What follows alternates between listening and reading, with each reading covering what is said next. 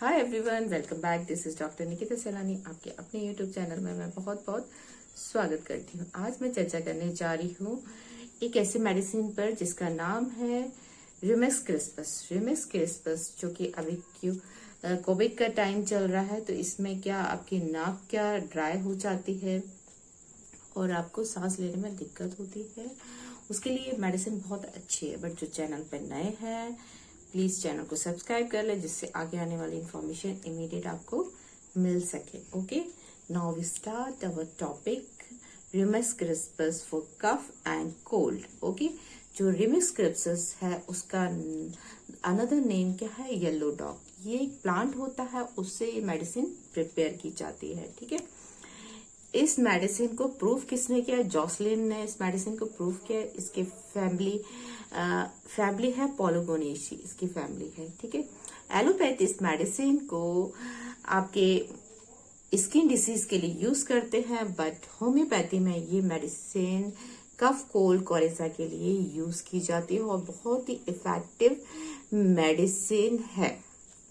ठीक है, ये मेडिसिन इसको जब पोटेंटाइज करते हैं तो इसमें क्या रहता है? ऑक्सलेट ऑफ पोटास के डेवलप हो जाते हैं, जिसके कारण इसमें कुछ सिम्टम्स पोटेशियम के भी अवेलेबल होते हैं।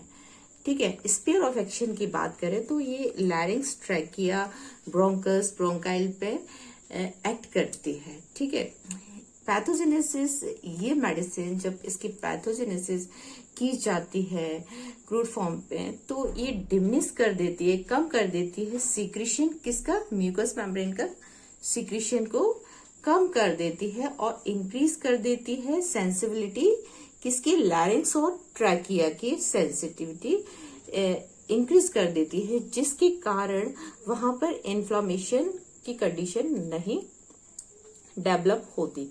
ठीक है, आप कॉन्स्टिट्यूशन की बात करें तो कॉन्स्टिट्यूशन में मेनली फिजिकल मेकअप होता है। तो ये जो पेशेंट होता है वो बहुत ही थिन पेशेंट होता है, जिसकी वजह से वो थिन स्पेयर ऑब्जेक्ट दिखता है, और इसके जो चेस्ट होता है वो नैरो टाइप का होता है, थोड़ा सकरा टाइप का, और चपटा चेस्ट होता है। डायथिसिस इसका ट्यूबरकुलर डायथिसिस होता है, मीन्स जो ट्यूबरकुलर डायथिसिस में जो पेशेंट लीन थिन सा होता है, सिकड़ा टाइप का, उसी टाइप का इसमें होता है। पेशेंट बहुत ही ज्यादा चिल्ली पेशेंट होता है और सोरा इसका मियास्म होता है। ठीक है, अब जनरल सिम्टम्स की बात करें तो इस मेडिसिन में बहुत ज्यादा सेंसिटिवनेस होती है कोल्ड एयर के प्रति।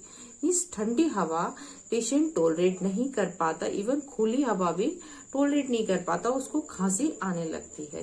ठीक है, जो पेशेंट की खांसी होती है वो एक रूम चेंज करने से दूसरे रूम में जाता है तो और बढ़ने लगती है, क्योंकि उसका रूम का एटमॉस्फेयर क्या चेंज होता है, जिसके वजह से पेशेंट क्या चिली होता है, उसको कोल्ड से एग्रावेशन होता है और रिलीफ उसको गर्माहट से मिलता है और नोज को रैप करने से आराम मिलता है। मेनली लंग्स में लोअर लोब पर अफेक्शन होता है, उसके लिए बहुत ही अच्छी मेडिसिन है ये। जब एक्सरे कराते हैं तो आपका लेफ्ट लंग जो है उसमें लोअर लोब अफेक्टेड पाया जाता है, तो आप ये मेडिसिन बहुत अच्छे से इंडिकेट करती है। जब पेशेंट थ्रोट पिट को टच करता है तो उसको तुरंत खांसी आने लगती है। ठीक है, अब बात करते हैं कफ की। कफ जो होता है पेशेंट का, जो खांसी होती है वो उसमें उसको खांसी तो आती है, उसके साथ साथ उसकी नाक जो होती है वो बंद हो जाती है। पोस्टीरियर नैरस जो होता है वो पीछे का नैरस नेजल का बंद हो जाता है। एक तरीके की उसकी ड्राइनेस बहुत ज्यादा होती है, बहुत ज्यादा वायलेंट स्नीजिंग करता है पेशेंट, क्या बहुत ज्यादा छींके आती है फ्रिक्वेंटली उसको। ठीक है, ये कंडीशन जो होती है वो स्पेशली शाम के समय, इवनिंग में होती है, वो भी पर्टिकुलरली नाइट में होती है, और कोल्ड एयर से उसको प्रॉब्लम होने लगती है और आराम उसको गर्माहट से और नाक को, मुंह को ढकने से आराम मिलता है। इस कंप्लेंट के साथ साथ, खांसी के साथ साथ पेशेंट को देखा गया है कि मॉर्निंग डायरिया होता है। सुबह 5 से 6 बजे के करीब पेशेंट को मॉर्निंग डायरिया के सिम्टम्स मिलते हैं।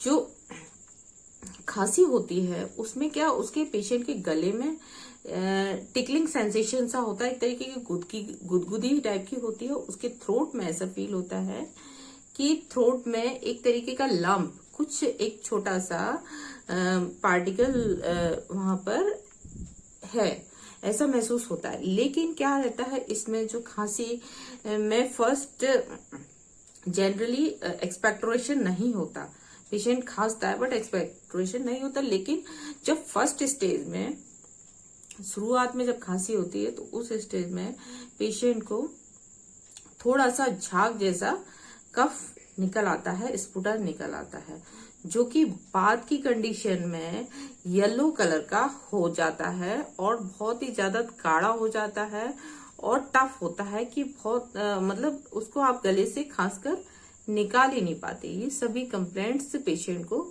शाम के समय होती हैं और लेफ्ट साइड लेटने से कंप्लेंट्स पेशेंट की और ज्यादा बढ़ती हैं।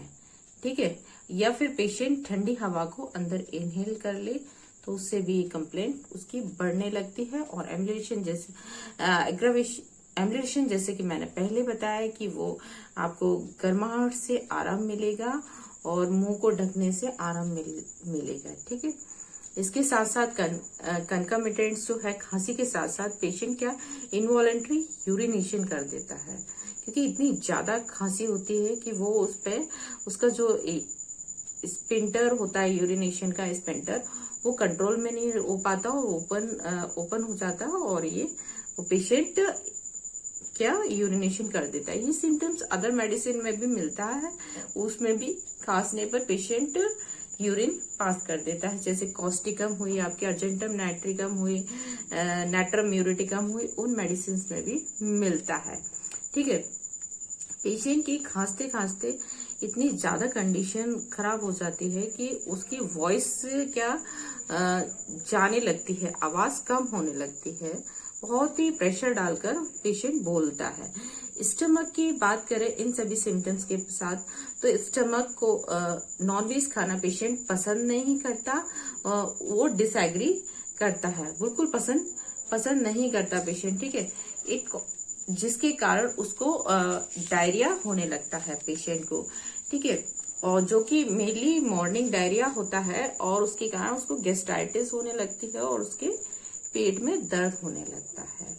ठीक है, तो ये थे सिम्टम्स आपके कफ कोरेजा और उसके साथ साथ कंकमिटेंट डायरिया के तो आपको ये मेडिसिन, अगर आपको कफ कोल्ड कोरेजा की प्रॉब्लम है तो आपको ये रिमेक्स क्रिस्पस मदर टिंचर फॉर्म में आपको लेना है। 5 बूंद सुबह लेना है, 5 बूंद शाम को लेना है। और आपका जो ड्राइनेस ऑफ नोज है और जो खांसी है वो स्पुटक क्लियर नहीं हो पा रहा, तो इस मेडिसिन से आपका ठीक हो जाएगा। ठीक है, याद रखिए सुबह लेना है आपको 5 बूंद, आधा कप पानी में डालकर 5 बूंद, और शाम को लेना है आधा कप पानी में 5 बूंद। ठीक है, आपका ये ठीक हो जाएगा और धीरे धीरे आपको सिप लेके पीना है। ठीक है, आई होप आज का मेरा ये टॉपिक आपको पसंद आया होगा। नेक्स्ट टॉपिक लेकर मैं डॉक्टर निकिता सैलानी जल्द मिलूंगी। Thank you so much, thanks for watching.